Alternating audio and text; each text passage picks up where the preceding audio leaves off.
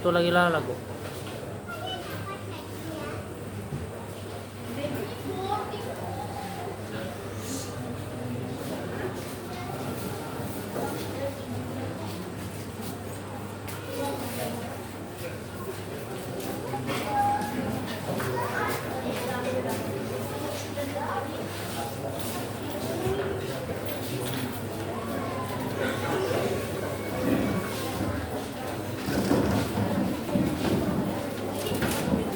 Terima kasih kembali ke choir yang sangat inspiratif. Oke, mereka tadi nanti teman dengan sedia terwano itu senang-senang stadion di final nanti.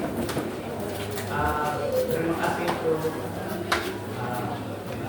Tuhan bersama-sama untuk bermain. Karena seperti itu ada Thailand itu, walaupun napapindutun live no, akan naman ulit dalam tahun depan. Kemudian rafting dulu di detail white water tubing keramaian. Saya lupa nakatanood din pagkulimanan anlaw. Oke, ito po sa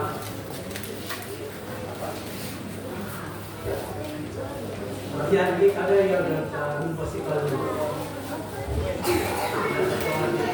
pada yang asing daw itu kembali bersama di MIT dan mantan gereja. Oke, yang dia pendeta pastor di Ikas sebelum saya untuk sekolah ataupun lagi sudah di daerah Pulau. Jadi info na yang jadi malaking hako masalah itu dapat.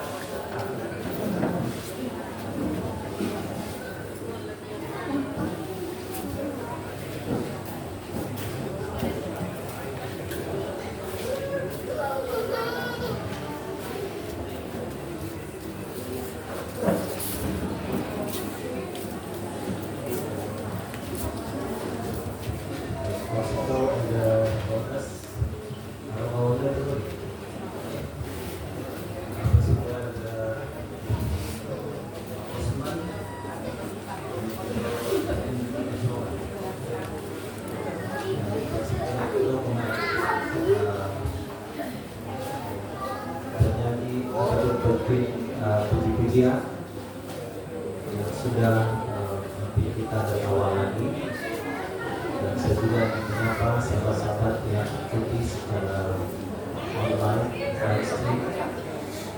Terima kasih karena Anda mengikuti kami pada petang ini. Juga sahabat-sahabat dari seluruh daerah layanan, lebih kurang 8 jemaat semuanya, 6 gereja dan juga 2 cabang sekolah sahabat. Terima kasih juga Kosumandakan yang sudah menyediakan lagu yang telah dilawakan, lagu yang telah diolah sedemikian rupa untuk disajikan untuk kita pada petang ini sebagai kesinambungan dari pertemuan yang sudah berulang. Pasti hari Ahad yang lalu sudah berulang, hari Isnin yang lalu sudah berulang. Kalau di Kelawat itu pada hari Ahad sudah berulang, kalau di Kinasaraban semalam baru berulang. Jadi tema keseluruhan bagi pertemuan ataupun kumpulan umum Harvest 2025 pada tahun ini ialah panggilan berdasarkan message dari kitab Wahyu. Dan kalau kita perhatikan sejak mula hari Isnin, message yang telah disediakan oleh kita sepanjang pertemuan ini diambil, diekstrak dari kitab Wahyu, dan khususnya pada malam ini merujuk kepada penggambaran malaikat yang ketiga. Dan kita semua tahu bahwa gereja kita wujud dan bergerak dalam konteks penggambaran tiga malaikat. Malaikat pertama, malaikat kedua, dan malaikat ketiga.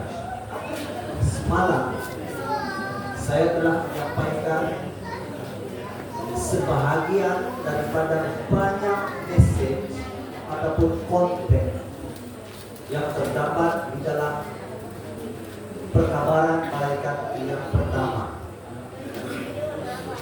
Dan message 1, message 2, message 3 dari perkabaran tiga malaikat ini disampaikan dengan suara yang nyaring.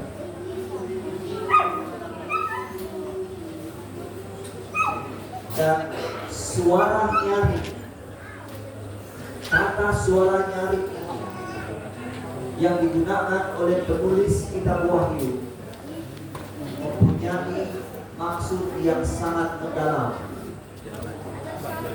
Tetapi sebelum saya teruskan,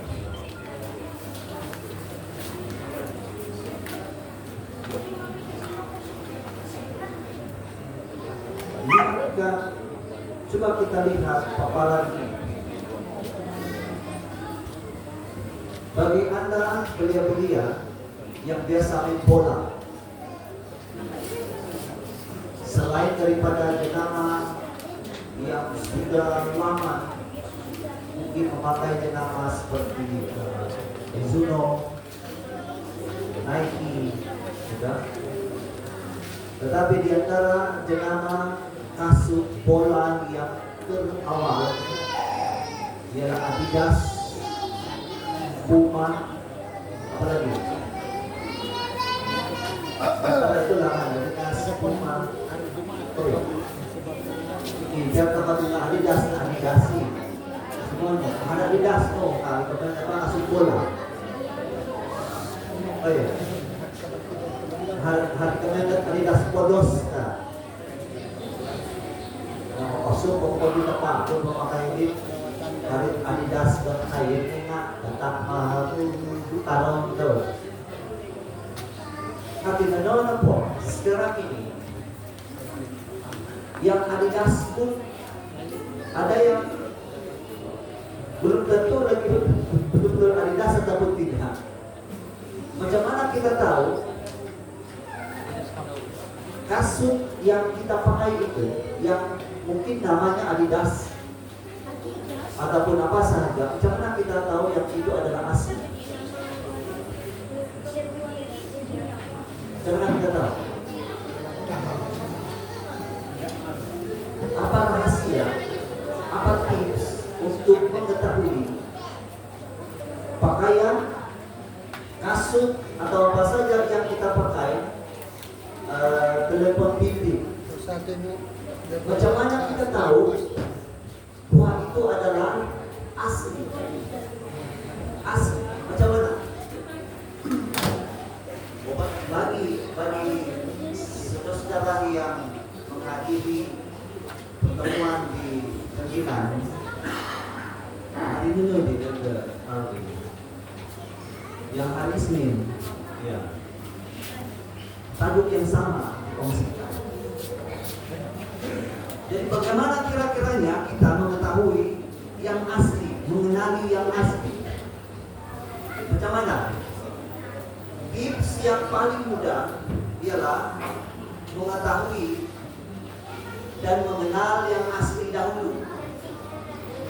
yang asli banyak. Kalau kita memang biasa dengan yang original, senang saja kita mengenali yang palsu. Kamu setuju dengan saya?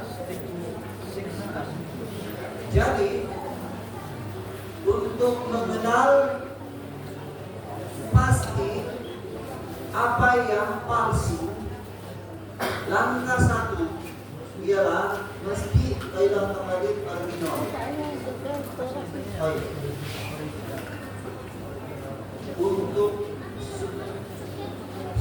sudah kailangan kembali kasut kalau menggunakan pakaian kita, kalau menggunakan kenangan dan pakaian lagi, kailangan na pada palsu ina mesti harus pengetahuan lagi. Matutun na pagkir asli. Dapat mana dapat ibitay ini sementara yang belajar atau ano pa di tajuk ke pelajaran atau na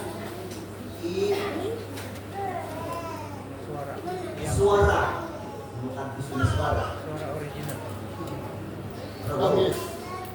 poros poros poros ke agaran poros Allah buat kopio poros Allah buat suara bunyi ke Allah buat suara poros Allah buat baik Hongkot yang narita di serang kita ini perkataan ataupun kata-kata suaranya ini di mana di dalam Alkitab pernah disebutkan, pernah digunakan. Wahyu 1. Dan aku melihat malaikat terbang di langit dengan suara yang nyaring. Kenapa ini? Wahyu 1 dong. Kita boleh melihat itu di Wahyu pasal yang ke-14. Wahyu pasal yang ke-14. Jadi hari ini kita akan mengumpulkan perhatian kepada salah satu dari 3 perkabaran malaikat yang terdapat di dalam Wahyu pasal yang ke-14. Gereja kita berdiri di atas logo pengabaran kita mereka. Karena di berubah nih, ini apa yang logo, ini apa yang signboard gereja kita. Kalau saya disilap warna biru dan ada gambar bumi dan gambar 3 malaikat berwarna putih dengan trompet. Trompet ini, Tuhan. Tetapi sekarang sesuai dengan zaman yang ada pada hari ini, semakin maju teknologi kita, gereja kita masih menggunakan konsep yang sama bahwa dunia ini harus dikabarkan dengan perkabaran 3 malaikat dalam bentuk api yang menyala-nyala, dan itu melambangkan pekerjaan Roh Kudus di seluruh dunia.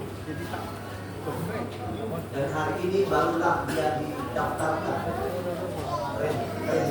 dulu tidak. Sekarang sudah didaftarkan sebagai di register dulu tidak. Tetapi mari kita teruskan. Jadi saya ingin membaca satu ayat yang terdapat dalam buku Wahyu. Mari kita bermula di ayat yang ke-9. Kalau kamu membawa Alkitab, saya akan baca dengan suara yang kedengaran di ayat yang ke-9 sampai 12. Dan seorang malaikat lain, malaikat ketiga, menyusul mereka dan berkata dengan suara yang nyaring, jikalau seseorang menyembah binatang dan patungnya itu dan menerima tanda pada dahinya atau pada tangannya, maka dia akan minum dari anggur murka Allah yang disediakan tanpa campuran cawan murkanya, dan dia akan disiksa dengan api dan belerang di depan mata malaikat-malaikat kudus dan di depan mata anak domba. Maka asap api yang menyiksa mereka itu naik ke atas sampai selama-lamanya, siang dan malam, tidak henti-henti disiksa, yaitu mereka yang menyembah binatang serta patungnya itu. Dan barang siapa yang telah menerima tandanya, yang penting di sini ialah ketekunan orang-orang kudus yang menuruti perintah Allah, menuruti perintah Allah dan iman kepada Yesus Kristus. Saudara, saya highlight di sini fokus utama kita. Karena kalau kita baca daripada 9 sampai 12, banyak perkara yang kita boleh ambil sebagai topik pembelajaran. Sebagai pelajar Alkitab, kita perlu mengetahui kaidah bagaimana tafsir ayat dalam Alkitab. Salah satu tipsnya ialah word study, ataupun mempelajari kata yang digunakan dalam ayat. Jadi untuk malam ini saya telah memilih satu daripada kata-kata yang terdapat dalam ayat dari 9 sampai 12. Jadi minta maaf, kita tidak akan belajar semuanya. Kita akan fokus satu perkara saja. Kita boleh saja belajar tentang anak domba, tentang api siksaan, tentang cawan murka Allah, tentang suara nyaring, mungkin tentang malaikat yang terbang dengan laju, dan banyak lagi. Tapi mari kita fokus kepada frasa ini, karena ini adalah salah satu konteks dalam malaikat ketiga, pekabaran malaikat ketiga, yang harus disampaikan dengan suara yang nyaring. Apa maksud suara nyaring menurut konteks Alkitab? Bukan konteks kita hari ini di Kayangan. Ini suara logon tadi di Kayangan temen pemain. Kalunggu, makimpul. Salah satu suara. Ataupun sebenarnya harus suara logon ke orang-orang tim dengan pemain. Nungkurang kalai. Harus logon menungkok.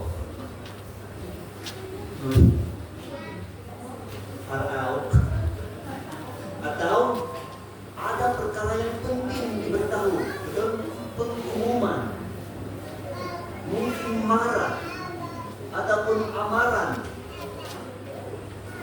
atau apa. Tetapi oleh karena buku Wahyu ditulis 2000 tahun yang lalu, di kampung yang lain, di negara yang lain, di pembangunan yang lain, bukan di Malaysia. Monggo ini ditulis di Wahyu 14. Monggo. Di mana? Di Pulau Patmos, di lautan Aegean, di antara benua ataupun negara Turki dan juga Greece. Jauh itu, saya pernah pergi di sana.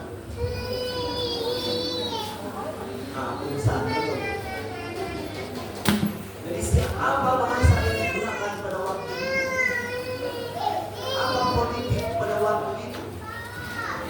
Apa pergolakan dunia pada waktu itu? Sehingga kan dikatakan, oh ada suara nyaring yang dikabarkan. Jadi untuk memahami perasaan dan statement ini, kita kenal 2000 tahun yang lalu. kita kena korek maklumat-maklumat yang ada pada hari ini tentang orang, dunia, kampung, budaya, bahasa, orangnya 2000 tahun yang lalu. Di lautan Aegean terletak sebuah pulau yang disebut Pulau Patmos, dan namanya adalah siapa? Rasul Yohanes berbangsa apa?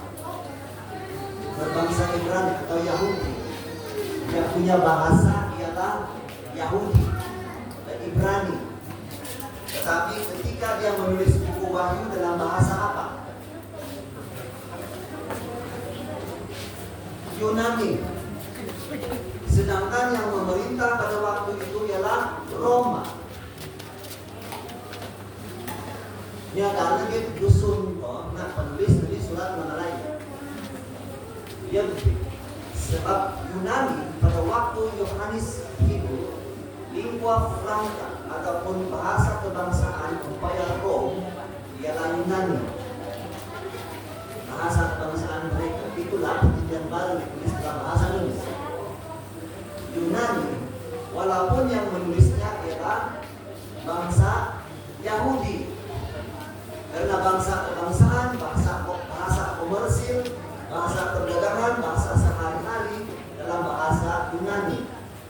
Jadi kita kena tahu, kita kena belajar, kita kena ketahui sekurang-kurangnya sewaktu Yohanes yang berbangsa Yahudi ini berada di Pulau Patmos sebagai bantuan, buang di sana untuk mati, melihat wahyu perlihatan dari Yesus, dan Yesus katakan tulis. Dan ketika Yohanes menulis dalam bahasa Yunani, dalam bab yang ke-14 dikatakan, aku melihat suara, aku melihat malaikat seterusnya selepas yang dua itu, malaikat ketiga terbang dengan suara yang nyaring, dia berkata, seperti yang kita sudah bacakan tadi.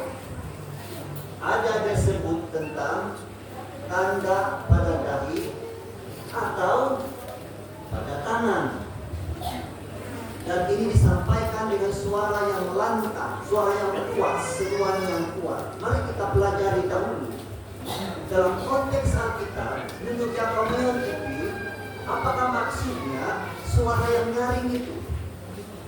Suara nyaring, apa maksudnya dalam konteks Wahyu pasal 14 dan juga buku Wahyu, dan sebetulnya dalam Alkitab setiap kali frasa, setiap kali kata suara nyaring ini digunakan, apa kira-kiranya maksudnya? Amaran, ginang, dirama, tanda itu. Sekira katakanlah si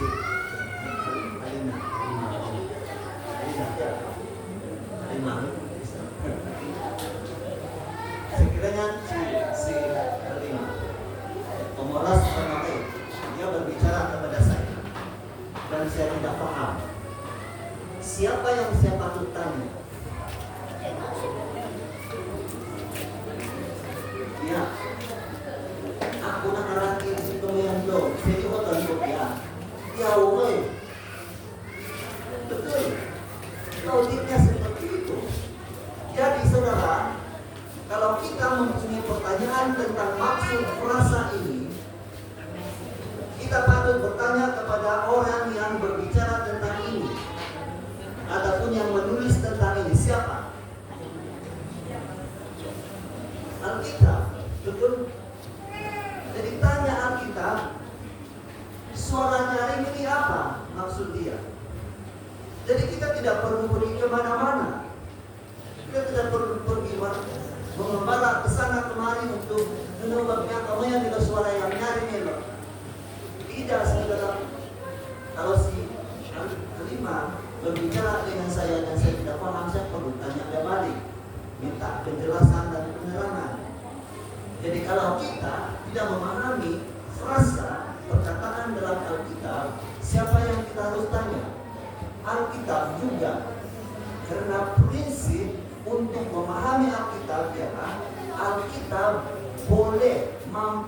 menjelaskan, menerangkan dirinya sendiri. Jadi bagaimana caranya? Caranya adalah konteks Alkitabiah. Maksudnya, apa kata penulis-penulis Alkitab yang lain ketika mereka menggunakan frasa suara nyaring ini? Oh, kita boleh menghabiskan masa 1-2 jam, 3 jam, 1 malam, 2-3 hari, 1 bulan barangkali mengkaji tentang hal ini. Karena prosesnya panjang. Jadi saya tidak mau bawa kamu kepada proses itu. Saya hanya mengungsikan hasilnya yang telah dilakukan oleh ahli-ahli kita setelah menggunakan kaidah ini. Jadi dalam konteks Wahyu 14 terdapat 3 malaikat yang kelihatan. Dilihat oleh siapa? Dilihat oleh Rasul Yohanes, terbang di tengah langit menyampaikan perkabaran dengan suara yang nyaring. Jadi malaikat pertama suara nyaring, malaikat kedua suara nyaring, malaikat ketiga pun suara nyaring. Jadi ketiga-tiga malaikat ini menggunakan apa? Suara yang nyaring untuk mengabarkan perkabaran mereka. Yang pertama, takutilah Allah. Maksudnya sembahlah Dia, sembah Dia. Dengan kata lain, turutilah perintahnya. Takuti maksudnya menghormati, mengagumi, menjauhi kejahatan. Kagum, percaya dengan Tuhan, mendapat kebijaksanaan dan pengertian dari Tuhan. Itu konteks Alkitabiah, maksudnya takut akan Tuhan itu. Kabar yang pertama. Ada lagi lain, sembahlah Dia, penghakiman, banyak lagi. Semua ini kalau kita simpulkan, kabar yang pertama itu adalah panggilan untuk menyembah Tuhan. Panggilan untuk mengakui bahwa Tuhan itu ada, bahwa Tuhan itu adalah pencipta langit dan bumi, laut dan semua mata air. Dan ini merujuk kepada apa? Pernah disebutkan dalam ingatlah dan kuduskanlah hari Sabat. 6 hari lamanya Tuhan menciptakan langit dan bumi serta segala isinya. Karena oleh sebab itu pada hari yang ke-7 Dia berhenti menguduskan dan memberkati. Sebab itu berhentilah anakmu, haiwanmu dan sebagainya. Rasa yang serupa dengan itu. Malaikat pertama. Malaikat yang kedua apa dia cakap? Nahumput kota Babel, duduk komeon. Bila kira-kiranya kota Babel itu mula-mula disebut di buku mana? Kitab mana? Kitab Kejadian. Apa berlaku kota Babel itu Kejadian? Dia menimbulkan apa? Kekacauan, pemberontakan terhadap Tuhan. Artinya kalau kita simpulkan malaikat yang kedua ini, dia katakan bahwa pemberontakan, dosa, kejahatan dunia ini sudah memuncak tinggi dan akhirnya dia sudah dikalahkan. Roboh sudah. Kejahatan dan dosa dikalahkan sudah. Dan malaikat yang ketiga katakan, jangan menerima tanda pada tangan atau pada dahi. Sama saja. Menerima pada tanda tangan itu sama saja akibatnya yang menerima pada dahi. Pada tangan atau dahi sama saja. Jadi perkabaran yang ketiga ini dengan suara yang lantang, jangan tidak menerima tanda binatang, maka bedis, sama ada pada tangan ataupun pada dahi. Saudara, mari kita tumpukan perhatian karena ini telah menarik banyak minat orang tentang tanda pada tangan dan tanda pada dahi ini. Menurut Alkitab, apa kira-kiranya maksud tanda pada tangan dan tanda pada dahi itu? Siapa suruh? Siapa yang memberi perintah untuk mendapatkan tanda pada tangan dan lambang pada dahi? apa mula-mulanya? Jadi kalau ini disebutkan dalam Alkitab, kita perlu bertanya dengan siapa? Alkitab juga. Jadi mari kita cari ayat-ayat dalam Alkitab yang pernah menggunakan tanda pada dahi dan tangan atau tangan. Mana selain daripada Wahyu 14 ataupun Wahyu 13? Yang terdekat itu Wahyu 13, betul? Yang terdekat dengan Wahyu 14 sebelum Wahyu 14 menyebut tentang tanda pada dahi dan pada tangan ini. Sudah disebut di Wahyu 13. Siapa yang memberi tanda itu? Yang memaksakan tanda itu? Siapa? Jangan sebut nama. Siapa dulu mengikut ayat itu? Satu kuasa yang disebut sebagai apa? Binatang. Beast. Dan kalau kita dalam konteks Wahyu pasal 13 ini, berapa entiti, berapa binatang yang kita nampak dalam Wahyu 13? 1, 2, berapa? Oh, saudara, 3 binatang di dalam Wahyu pasal 13. Mula-mula di ujung Wahyu pasal 12 itu, maka para naga itu kepada perempuan itu lalu memerangi keturunannya. Dan ayat yang terakhir, dan dia berdiri di tepi laut. Bacakan. Wahyu pasal 12 berakhir di situ. Dia berdiri di tepi laut, sedang tunggu. Siapa? Naga. Kemudian apa yang terjadi? 13 ayat 1. Apa yang kelihatan? Maka ada satu binatang yang keluar dari mana? Laut. Siapa yang tunggu dia keluar dari laut? Siapa yang berdiri di pantai? Naga. Betul? Binatang keluar dari lautan.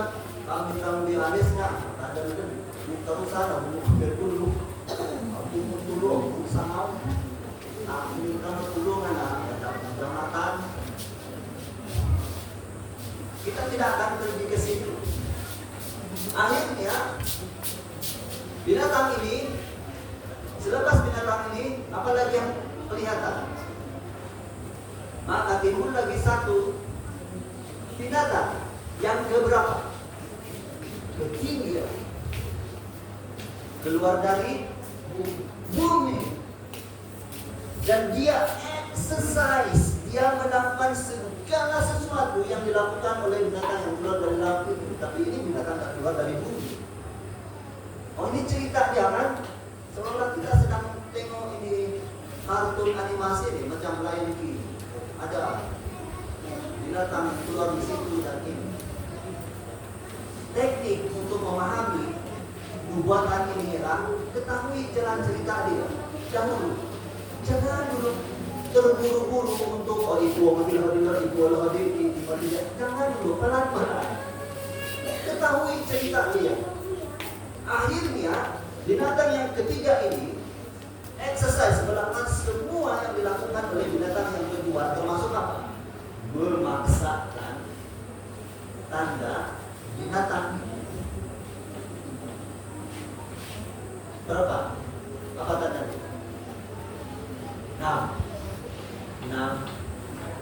Jadi ini nomor alamat dibaca, mengutip di Google, di YouTube, banyak nabi-nabi yang berkhotbah tentang di YouTube. Jadi kadang-kadang kalau kita mempunyai pertanyaan tentang nomor ini, terus kita buka YouTube. Tapi tips untuk mengenali, mempelajarinya macam mana? Bukankah nomor ini mula-mula disebutkan di dalam Alkitab? Jadi kalau dia berbicara dengan saya harus bertanya dengan kamu, kalau tidak paham bukan dia. Jadi saudara, kalau Alkitab mula-mula berbicara tentang nomor ini, tanyalah kita dulu. Kita bukan di situ fokus kita. Kita hanya fokus kepada frasa yang disebut tanda pada tangan dan dahi dahulu. Kemudiannya kita akan tahu. Boleh? Mudah saja nanti kita mengetahui tentang perkara seterusnya. Baik, mari kita teruskan. Konteks Alkitabiah. Sekali lagi, Wahyu pasal 13 sudah kita sentuh tadi. Di mana lagi frasa ini pernah disebut selain pada Wahyu pasal 13? Pernah? Kita tahu di mana? Mari kita ke Perjanjian Lama. Kenapa ini? Lanjut juga. Oke, Perjanjian Lama. Di mana dalam Perjanjian Lama pernah menggunakan tanda pada tangan dan dahi? Buku Ulangan. Coba kita baca Ulangan. Tetapi sebelum Ulangan, saudara-saudara, sebelum khotbah si Musa yang dicatatkan di Ulangan itu ada, dia sudah mengkhotbahkan hal ini dan memberitahukan hal ini kepada bangsa Israel sewaktu mereka keluar dari Mesir. Bacakan ini. Keluaran pasal 13 ayat 9. Dia katakan seperti ini. Perayaan itu akan menjadi satu peringatan bagimu, seperti tanda pada tanganmu dan peringatan pada dahimu. Dulu, apa yang harus menjadi tanda pada tangan dan di dahi? Apa? Perayaan, festival. Siapa yang suruh? Tuhan yang suruh melalui siapa? Musa. Kemudian satu lagi ayat. Keluaran di ayat yang ke-16. Hal itu apa dia? Perayaan itu, peringatan itu. Peringatan tentang apa? Peringatan tentang kuasa Tuhan yang telah membawa bangsa ini dengan tangan yang perkasa, keajaiban-keajaiban, bermula dari Mesir sampailah ke Pegunungan Sinai. Bertahun-tahun lamanya. Ingat itu katanya. Sebagai apa? Satu peringatan pada tangan dan dahi. Hari Musa. Hal itu harus menjadi tanda pada tanganmu dan menjadi lambang di dahimu, karena dengan kekuatan tangannya Tuhan telah membawa kita keluar dari Mesir. Apa yang harus diingat? Tentang Tuhan, pekerjaan Tuhan yang ajaib, dan mau diletakkan di mana? Harus diletakkan dalam minda, di dahi kita, di pikiran kita. Ingat itu. Dan sementara kita memahami dan mengerti pekerjaan itu, kita mempraktikkannya dengan gaya hidup. Kamu setuju dengan saya? Mari kita baca sekali lagi. Yang lain lagi. Ulangan kan ya. Tetapi saya ingin bacakan di ayat-ayat yang lebih awal supaya lebih jelas konteksnya. Bukan Alkitab Anda di Ulangan pasal 6. Oleh karena sekarang ini kita mau tahu, tajuk ini tanda pada tangan dan dahi ini, kenapa ini menjadi tajuk yang sangat panas dan sangat populer, dan yang bukan Kristen pun suka berbicara tentang ini. Orang yang tidak percaya ada Tuhan pun ada juga live streamnya tentang ini. Sejak PKP dia bertambah-tambah, dia punya konten tentang 666 ini. Tetapi yang originalnya apa? Sekarang kita mau tahu apa yang originalnya, aslinya. Apakah maksud yang tanda pada tangan dan dahinya ini? Jadi ayat yang ke-6, pasal yang ke-6, dia katakan seperti ini. Inilah perintah, inilah perintah, yakni ketetapan dan peraturan yang akan diajarkan kepadamu atas perintah Tuhan Allahmu untuk dilakukan di negeri mana? Di Kanaan. Kemana kamu pergi untuk mendudukinya? Apa dia? Inilah apa? perintah, kanun, peraturan, undang-undang, hukum. Dan supaya apa? Supaya lanjut usiamu, supaya aman hidupmu, aman damai, shalom akan kamu alami. Sampai bila? Jadi generasi ke generasi, ke anak cucumu. Takutlah akan Tuhan. Ini pun disebutkan di perjanjian lama. Jadi kalau kita mau tahu malaikat yang pertama, kenapa ada frasa takutlah akan Tuhan, sudah disebut di sini. The law of the first mention. Tadi, sahabat kita yang lalu. Hukum sebutan pertama. Jadi menurut Keluaran, ini dia punya aslinya. Kemudian mari kita teruskan. Maka Shema Israel, Eloham Elohemu, Eloham Echad. Ayat yang ketiga. Dengarlah Israel, Tuhan itu Allah, Tuhan itu Maha Esa.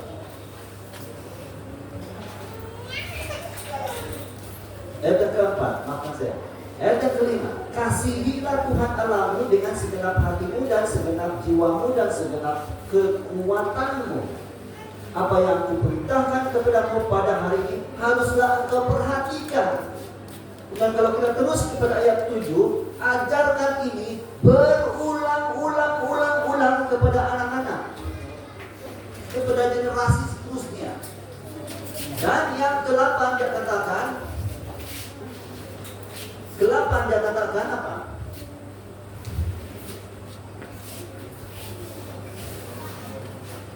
Ikatkanlah semua itu sebagai apa? Tanda. Menurut pokok tadi.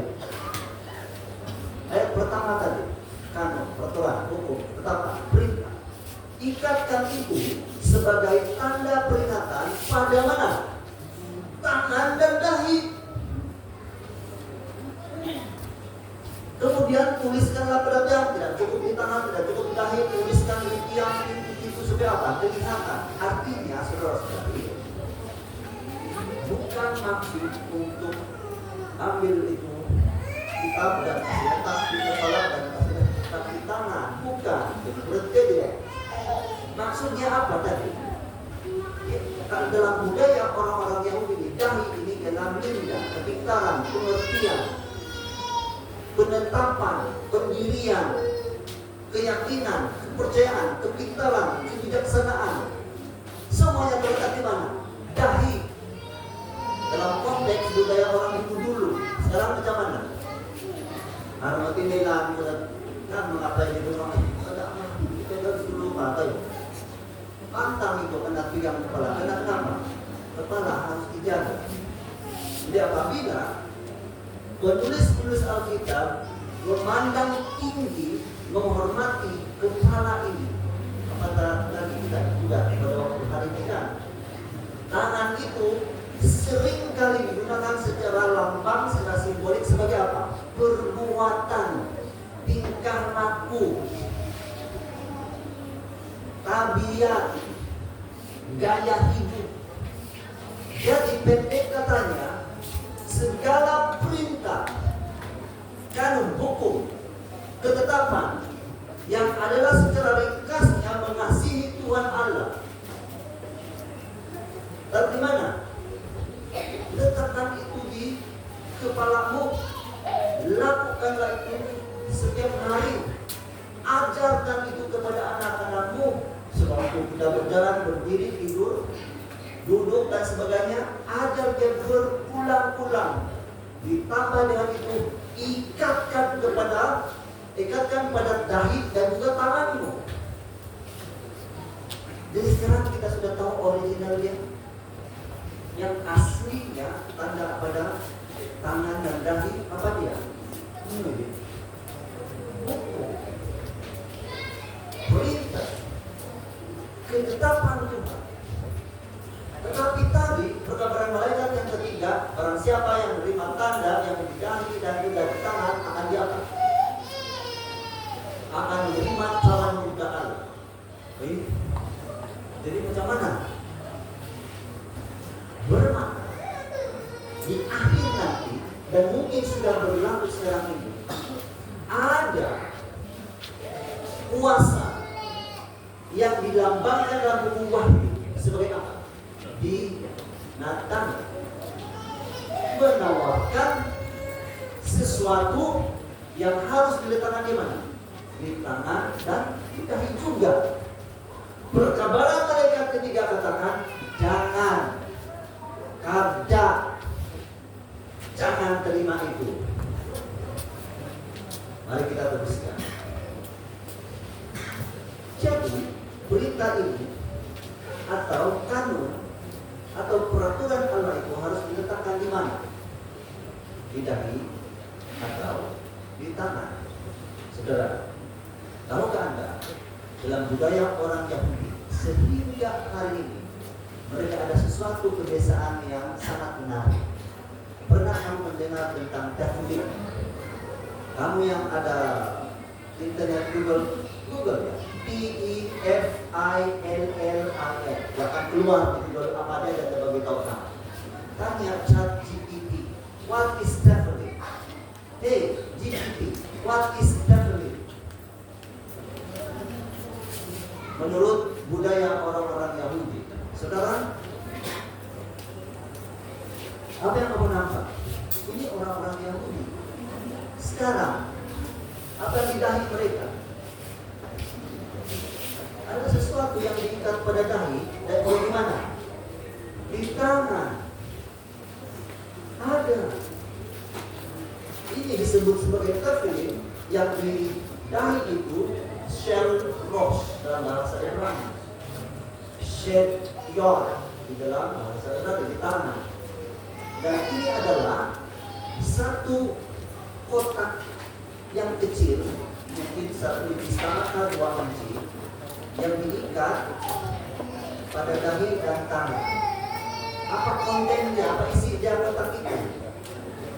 Apabila diteliti, rupa-rupanya di dalam kotak kecil itu ialah gulungan kertas yang tertulis Taurat Musa, hukum Taurat Musa. Kopi satu lagi diikat pada tangan, yang satu lagi diikat pada dahi.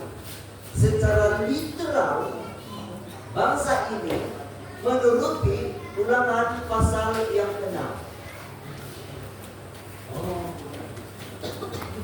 Mari kita ikat di kepala dan juga di tangan. Pertanyaannya sekarang, adakah kita Kristen pada hari ini perlu ini dalam Alkitab? Jadi nak yang ini.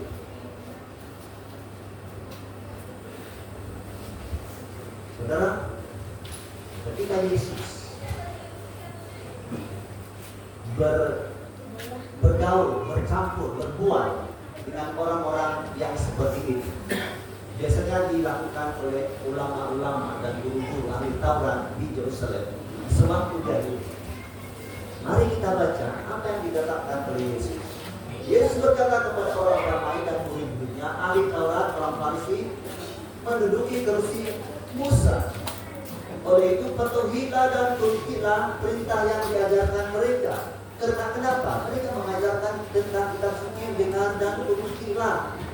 Tetapi jangan contohi perbuatan mereka karena tidak selaras dengan ajaran mereka.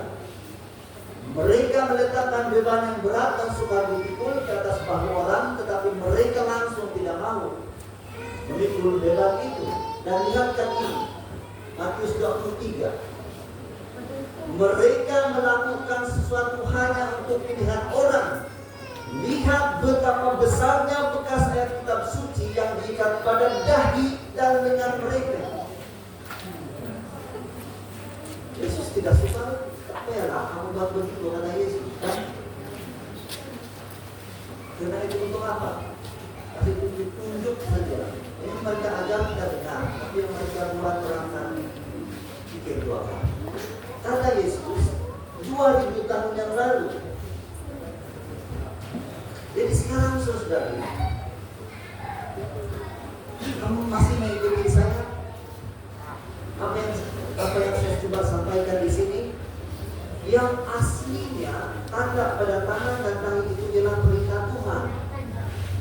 Tetapi orang-orang di tempat itu lebih-lebih pula. Mereka mengambil Alkitab itu dan ikat benar-benar di dahi mereka dan di tangan. Yesus katakan, jangan bertemu mereka. Itu hanya apa? Menunjuk-nunjuk. Bukan itu maksudnya mengikat pada dahi dan tangan. Berita film ini bukan untuk orang Kristen.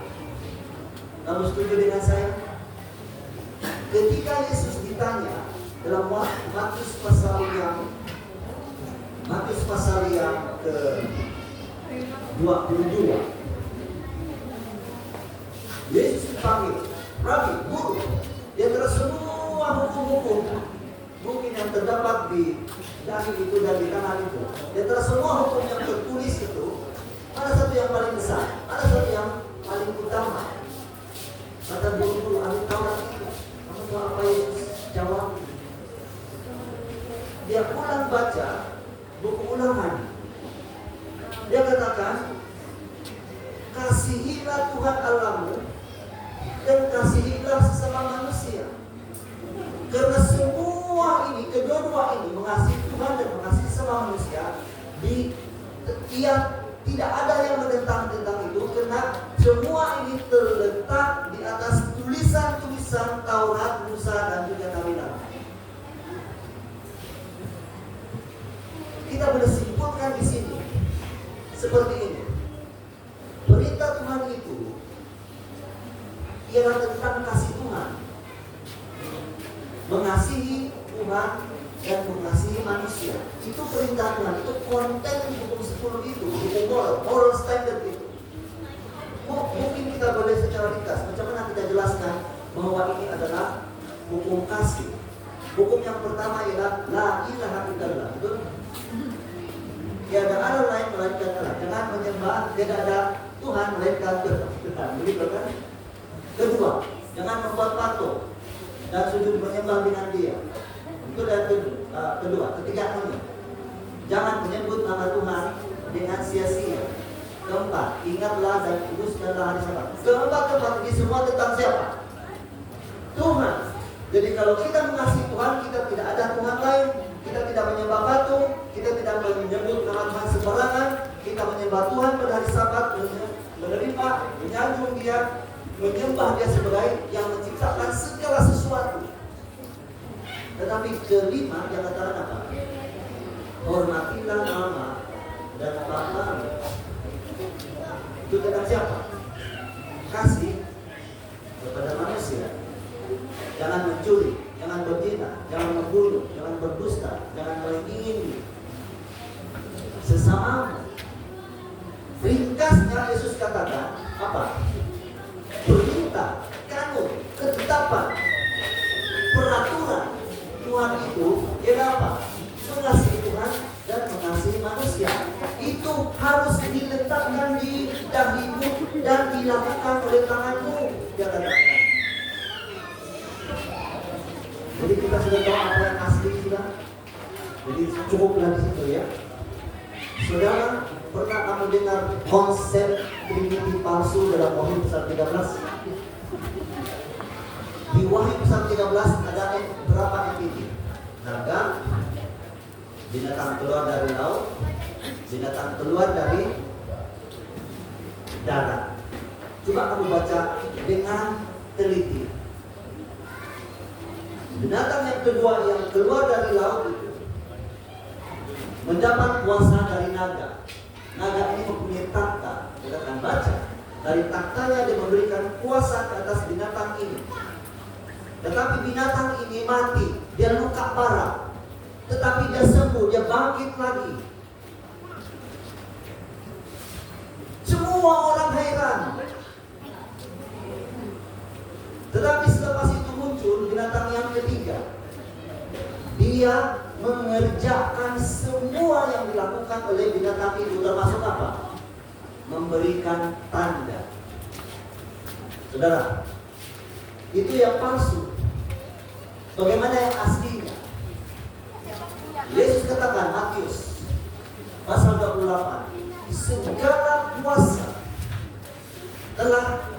diberikan oleh Allah Bapa kepadamu.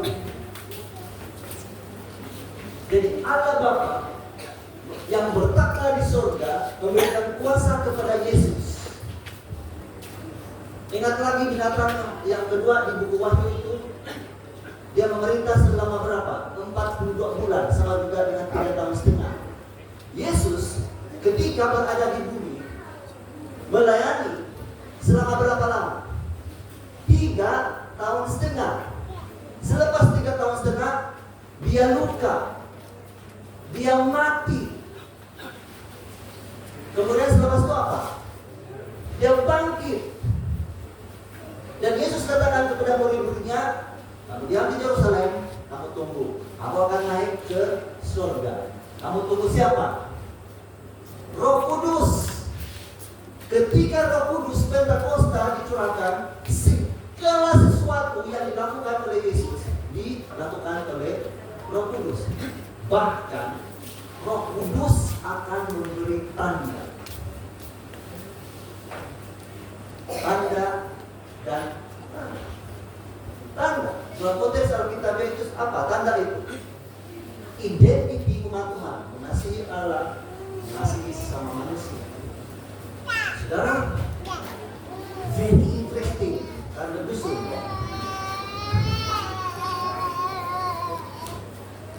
binatang ini, Trinity ini akan memaksa. Trinity palsu ini akan memaksa. Dan kalau tidak ikut, tidak dapat dijual atau tidak dapat membeli, kalau tidak menyembah patungnya dan mau dihukum bunuh.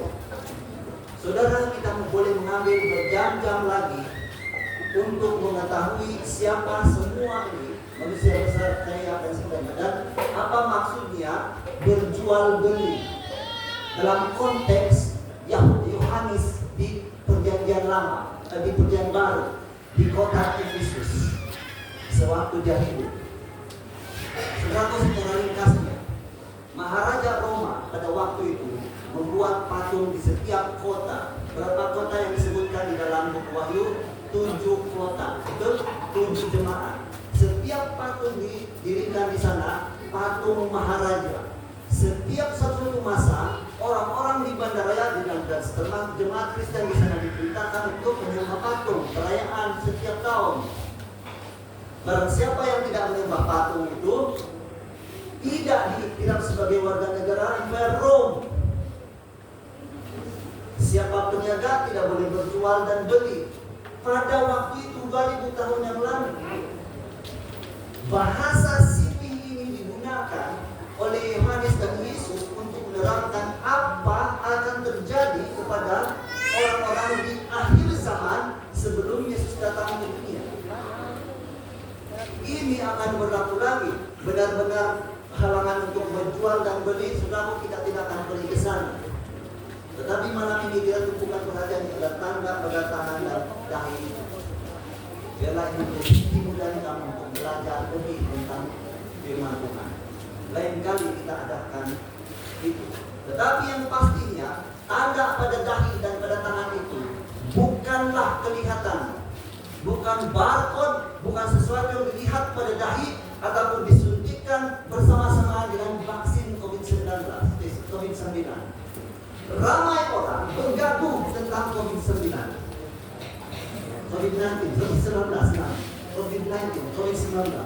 Kaya tahu, oh ini kita terima ada vaksin yang ketandaan dan tanda binatang. Buktikan dalam konteks Alkitabiah, dapatkah itu dilakukan ataupun dibuktikan dalam konteks Alkitabiah? Pernah medical punya isu di Perjanjian Lama ataupun disebut oleh siapa-siapa nabi dalam Alkitab mengaitkan tanda dan medical.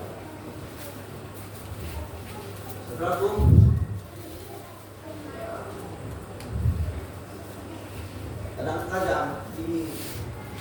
kadang-kadang sebagai pelajar Alkitab yang pernah mempelajari kaedah tafsiran Alkitab sesuai dengan kaedah yang digunakan oleh Yesus. untuk menerangkan kitab Perjanjian Lama kepada murid-murid. Dia menggunakan satu kaidah yang disebut historical grammatical method of interpretation. Dia menggunakan kaidah di mana dia merujuk kepada tulisan lama dan melihat, memperhatikan peristiwa yang berlaku dulu dalam sejarah dan melihat kepada perkataannya dan jelaskan kata-kata itu kepada murid-muridnya. Itu yang kita gunakan sekarang untuk menafsir semua konten dalam Alkitab. Dan tidak ada dapat dibuktikan bahwa nomor 666 ini ada kaitannya dengan perbuatan atau mana-mana barcode perniagaan dan sebagainya. Tidak ada. Ini adalah ajaran yang menyesatkan, bohong, ataupun keliru, mungkin tidak sampai kepada pengertian yang aslinya tentang tanda pada tangan dan dahinya. Karena kenapa? Kita sudah tahu tanda binatang itu adalah perintah palsu. Betul? Apabila disebut tanda pada tangan dan dahi, dia berbicara dalam konteks apa? Hukum. Jadi artinya kalau binatang itu katakan memberi tanda pada tangan dan dahi, dalam konteks Alkitabiah, tanda pada tangan dan dahi maksudnya perintah, hukum, ketetapan, kanun. Jadi ada entity binatang yang akan memaksakan peraturan. Oh, itu maksimum peraturan itu ada. Kita tidak akan pergi ke situ. Jadi di dalam konteks Alkitabiah, kalau kita lanjutkan lagi, perintah itu mengenai apa? Menghormati Tuhan dan menghormati sesama manusia. Lawan daripada perintah ini ialah melawan Tuhan dan melawan sesama manusia. Kira-kiranya kalau kita buat kesimpulan, perintah manusia ini akan menggalakkan memberontak terhadap Tuhan dan menggalakkan peperangan dan kekacauan dan sabung sesama manusia. Lawan daripada perintah Tuhan. Awal pembibat perubahan dan hukum. Kurang. Pertama-tama itu beras bomong kalau kayak kerajaan ikuan tidak. Jiran kita kerajaan ikuan anak-anak dia tidak. Memang barang. Dia berpihak gandu, dia membuatkan orang bergandu. Saudara, saya bicarakan ini tentang terjadi di kejirangan saya. Sehingga kan yang mama itu di sebelah rumah dan mama yang di sebelah rumah itu mereka bergaduh. Oh, minta mentok ke dalam toilet. Kaki saya tak, kaki kuoh tak dibohong. Saudara, pekerjaan setan berleluasa di dalam perkabaran, 3 perkabaran setan. Pernah kita mendengar perkabaran 3 malaikat, betul? Pernah kamu mendengar perkabaran 3 roh jahat? Itu adalah lawan kepada perkabaran 3 malaikat. Itu di pasal seterusnya. Perkabaran setan dalam bentuk 3 juga, yang menyerupai 3 roh kata. Bacakan itu di bab seterusnya. Salah satu dari 3 perkabaran ini adalah tentang spiritualism. Roh-roh, tentang roh, spirit, roh, atau roh dan sebagainya. Bahwa manusia ini tidak akan mati. Makanya kalau naik, tapi nando kata lalu kalau pembiru doa sangat berjaya beribu-ribu tahun lamanya sehingga hari ini. Sehingga tahun pembiru doa kata ya. Orang dan kata pembiru. Aiso ini penganan salah satu ajaran yang paling berjaya yang dilakukan oleh setan sejak dari dulu. Tapi tidak akan mati. Dia bilang. Kejadian pasal 3. Mari kita kembali. Jadi tanda binatang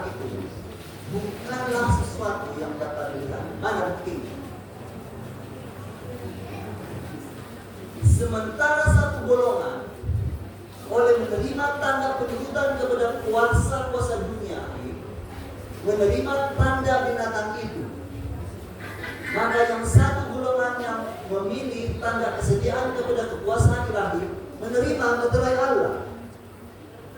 Jadi kita percaya kepada Tuhan, kita terima tanda dari Tuhan, meterai Allah. Kita percaya kepada manusia, kita mendapat apa? Tanda binatang. Mari kita teruskan. Segera ini dalam Bible Commentary yang diterbitkan 1902. Setelah umat Allah dimeteraikan di dahi mereka, umat Allah pun dimeteraikan pada dahi, betul? Baca Wahyu 1:7. Ini bukanlah meterai atau tanda yang dapat dilihat, melainkan penetapan dalam kebenaran, baik secara pikiran maupun spiritual, sehingga mereka tidak boleh goyah. Segera setelah umat Tuhan dimeteraikan, disiapkan untuk penantian dan penuaian. Hal itu akan tiba, sesungguhnya itu sudah berbulan.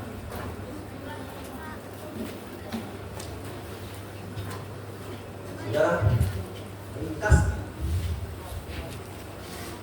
kalau sekiranya binatang yang ketiga itu, yang keluar dari bumi itu, exercise kuasa binatang yang keluar dari laut itu, dan dia memaksakan tanda binatang itu, dia adalah lawan kepada pekerjaan Roh Kudus.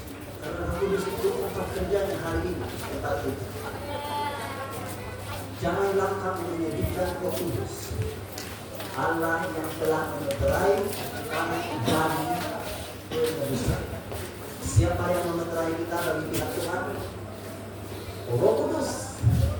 Itulah sebabnya kita sekarang ini bersama-sama dengan Roh Kudus Tuhan bekerja dalam hati kita semua. Dan apabila tiba masanya akan memeteraikan setiap satu umat Tuhan yang setia, sehingga mereka tidak akan goyah lagi, mampu untuk berhadapan dengan 7 malapetaka yang terakhir itu, dan keluar dengan kemenangan tidak terhitung bilangan banyaknya. Wahyu 14 ayat 1 mengatakan, aku melihat anak domba berdiri di bukit Sion bersama-sama dengan apa? Umat Tuhan yang mempunyai meterai pada dahinya, yaitu nama Allah. Saudara, jadi untuk mengetahui tanda binatang itu, biar simpan itu secara dahulu. Oke, senang kalau tanda binatang, saya mau mengenali yang asli terlebih dahulu. Supaya apa? Kita dengan mudah saja mengenali yang palsu. Jadi panggilan untuk hari ini ialah kita harus mendengar suara nyaring itu. Oke, jadi kita dihalang, kita diberi amalan untuk tidak menerima itu. Tetapi malaikat yang pertama dikatakan, sembahlah Tuhan, tapi pilihlah Dia. Dapatkan pengertian, dapatkan kebijaksanaan, kepercayaan, keyakinan terhadap siapa? Tuhan yang telah menciptakan langit dan bumi serta segala isinya, sebagai Tuhan Allah yang hidup di kita sendiri. Kalau kita berada di satu tahap di mana mengenali segala, mengerti dan menerima segala sesuatu yang ditunjukkan, yang di-reveal, yang dinyatakan oleh Tuhan kepada kita tentang dirinya, saudaraku, disitulah kita akan disebut sebagai anak-anak Tuhan. Karena Yesus yang adalah Tuhan, di hadis 1 ayat 14, telah firman itu menjelma menjadi manusia, hidup dalam kalangan kita untuk menunjukkan siapa? Tuhan. Dan Yesus mengatakan kepada murid-muridnya, kalau kamu melihat saya, mengenal Tuhan. Saudaraku, panggilan untuk hari ini tidak perlu kita pergi mengkaji tentang setan, tentang binatang. Jangan dulu. Pastikan kamu bertemu, mengenali, mengkaji, meneliti tentang yang aslinya. Dan yang aslinya itu siapa? Yesus sekarang. Yesus. Adakah kamu sudah mengenal Yesus dengan sesungguhnya? Meterai itu adalah tanda yang diikat pada dahi. Maksudnya dia tidak dapat dilihat. Dia adalah penetapan dalam kebenaran dan secara intelek ataupun rohani. Jadi Trinity palsu ini menawarkan tanda yang lain. Seruan nyaring pada hari inilah tolak, jangan terima. Karena akibatnya ialah pemisahan, terpisah dari Tuhan. Itulah suara nyaring. Jangan kita tahu, jangan kita menerima tanda peringatan itu. Jadi macam mana kita mengetahui yang palsu? Kita harus mengenali yang apa? Asli. Pelajari Yesus dahulu. Yesus dengan tangan yang terbuka memanggil kita semua pada hari ini dengan suara yang nyaring. Kenapa nyaring? Dulu sudah kena bagi kau. Dulu sudah dikumandangkan. Manusia tidak mendengar. Berkali-kali sudah diberitahu tidak mendengar. Di akhir waktunya nanti dia tidak lagi bersuara seperti suara biasa. Dia akan bersuara dalam suara yang nyaring. Sebagaimana barangkali saya menyuarakan itu pada hari ini. Kalau anak ini mungkin bermain-main di tepi yang curam di sana, dibagi tahu satu kali anak nanti di sana, dia tidak dengar. Kedua kali, anak mari jatuh nanti, dia tidak dengar. Yang ketiga itu suara volumenya kuat, betul. Anak, kenapa ini macam-macam menurut suara? Emang konteks Alkitabiah menggunakan suara nyaring itu kenapa? Sudah berkali-kali Ibrani pasal 1 dengan bermacam-macam cara melalui nabi-nabi Tuhan mau menyatakan siapa dirinya, tetapi manusia ini lunggungan. Itulah sebabnya suara nyaring itu dikumandangkan bukan satu kali, 1, 2, 3 kali dikumandangkan. 3 ketebaran malaikat. Saudara, Yesus katakan, marilah kepadaku, hai semua yang jerih lelah dan dipikul beban berat, aku akan memberikan kamu kelegaan. Mungkin ramai di antara kita pada hari ini yang berat, yang mengalami beban berat, letih lesu, panas, kalau berdiri di pemerintahan itu benar-benar di sembilan dan kehidupannya kembali untuk penantin.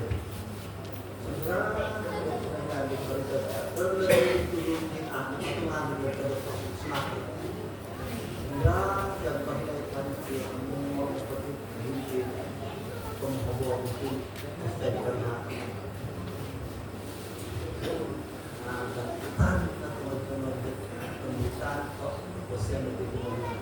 promosi kesalahan itu apa?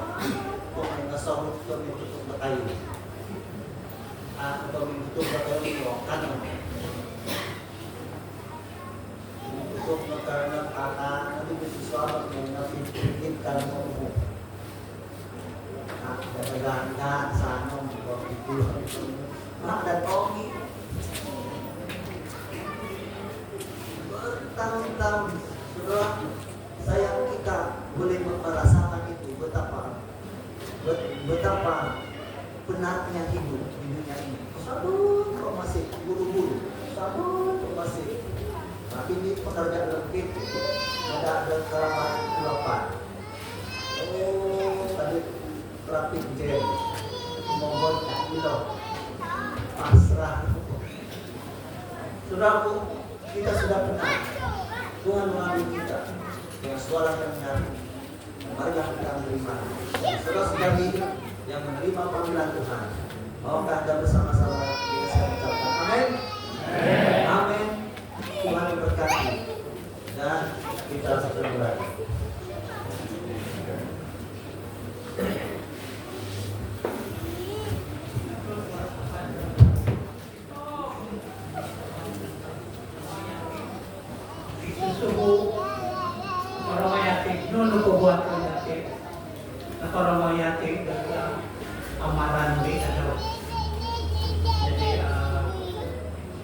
kelompok ay dati pagtuloy lang ito ma'am.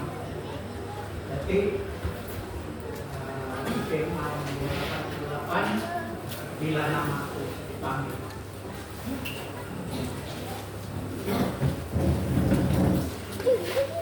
Kita na natin may kakato dati lupa sa kote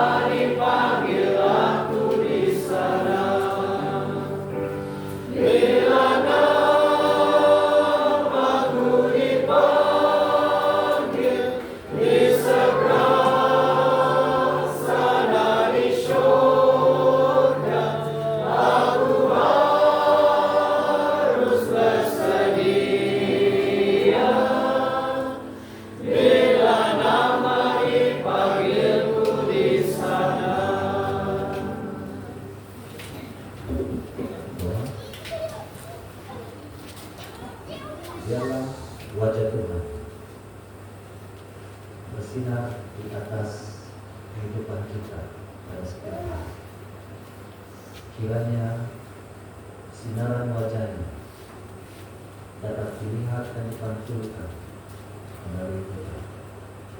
Kiranya kita menerima kasih kurnia dari Tuhan dan mendapatkan shalom, damai sejahtera. Dan kiranya Allah Bapa dengan penuh kasih dan kesetiaan Yesus Kristus dan persekutuan Roh Al-Kudus bersama-sama dengan kita sampai selama-lamanya, sampai Yesus datang. Amin.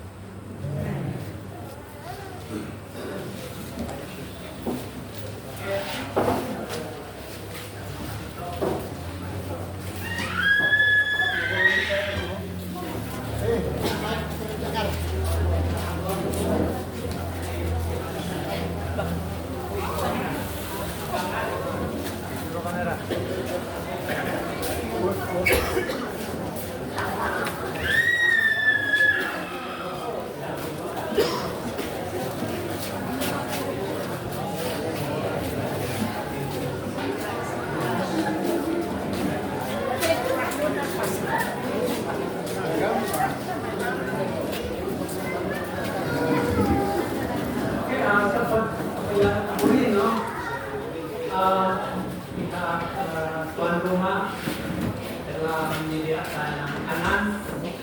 Ayo ubay na makanan na ay taan niya. Jadi karena may kawasan mo yo to on. Wah, ma'am. Terima kasih.